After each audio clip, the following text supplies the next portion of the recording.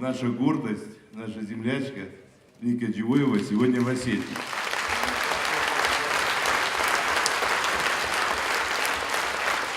За выдающийся вклад в развитие мирового оперного искусства Вероника Романовна Джиоевой присваивается звание народный артист Республики Северная Осетия.